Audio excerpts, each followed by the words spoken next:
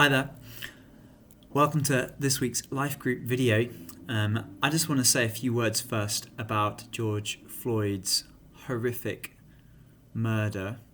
It is absolutely wrong.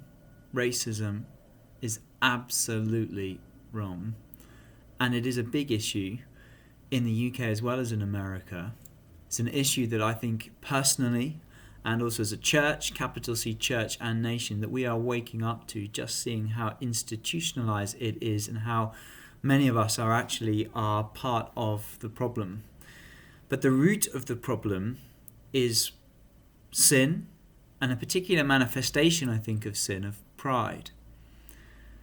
And pride stops us from seeing our sin and from seeing fully the suffering of others.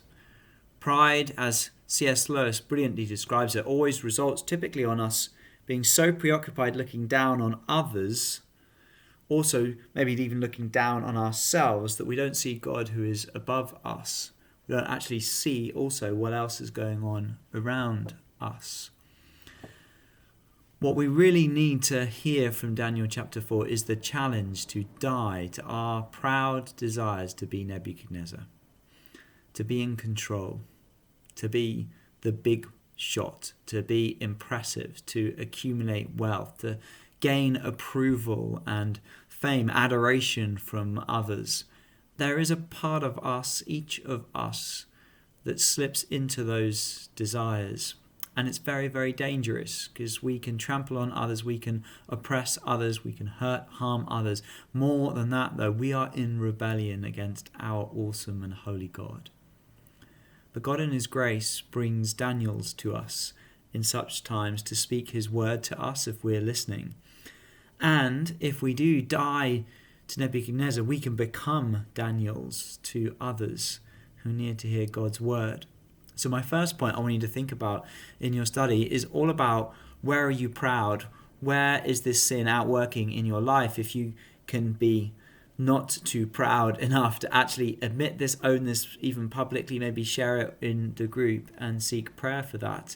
That's the first point, recognition of that, confessing and repenting of that, in the hope, 1 John 1:9, that God will forgive us, even restore us, all the sin has damaged. The second thing then is our desire to become like Daniel and to be this humble friend even to horrible kings like Nebuchadnezzar, the difficult people, those who really in some ways treat us as their enemy. They may not castrate you, but they may do other horrible things to you. Daniel's an unbelievably good friend to Nebuchadnezzar. So just take some time to explore that as a group. How does he do that over time? First 4 chapters, what does that look like? And how could we be that? How have we been that? What successes have you found in that? How is this also a picture of Jesus, the friend of sinners who loves his enemies? The final point to think about is seeing the awesome God. We can't force ourselves to become humble.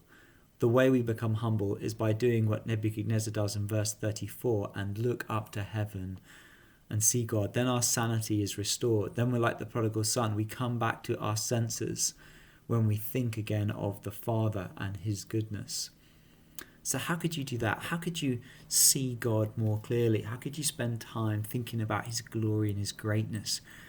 In the sermon, I gave 3 examples of that: Job, Isaiah, and Peter. I'm particularly moved by Peter's story and how he sees Jesus. He sees in Luke chapter 5 the awesome, almighty power of God, who knows where all the fish are and can create a phenomenal catch of fish, that shows us just how powerful, awesome that God is. And I think Peter's shocked, because as an experienced fisherman, it just shouldn't have worked. They've been out all night fishing, if you read the chapter. What amazes me, though, is that the background context, I think, there is that Peter would have been pretty much broke, under the oppression of Roman taxation, struggling to make ends meet, maybe is in trouble. I love the way the Chosen TV series that's on YouTube at the moment portrays this, that he would have had a massive tax debt and maybe got himself into real difficulties trying to deal with that so he doesn't lose his house or his boat, all of that kind of stuff. And so suddenly Jesus' miraculous catch has a different look on it. It pays for all of his debt. And the get away from me, for I'm a sinner, he sees not just the holiness and the power of God, but he sees the grace of God, that God would show mercy and want to pay the debt of a sinner like him is pretty amazing. Because he's probably been fishing on the Sabbath. He's probably been full of blasphemous, maybe doubtful thoughts about God and where is God in our time of suffering as the Jewish people, as a member of the Jewish people. And yet God shows up in power, gives him this miraculous catch that he doesn't deserve, pays his debts he doesn't deserve. It's incredible. And then, instead of saying, no, you are a sinner, get away from me, he says, I want you to follow me. I'm choosing you. I'm seeing the potential in you to make you not just a fisher of fish, but a fisher of men. Come, follow me. He bestows on him an incredible honor. This is the mercy and grace of God. And when we start to see that, it humbles us and it helps us to give up control, to give up our power, our desires for power struggles with other people, all that kind of stuff that goes on, to stop being Nebuchadnezzar and to start to be more like Daniel. But it comes through seeing God. That helps us to surrender to him and say, I just want to serve him. He's been so good to me. God bless you. I hope you have a great study. See you soon.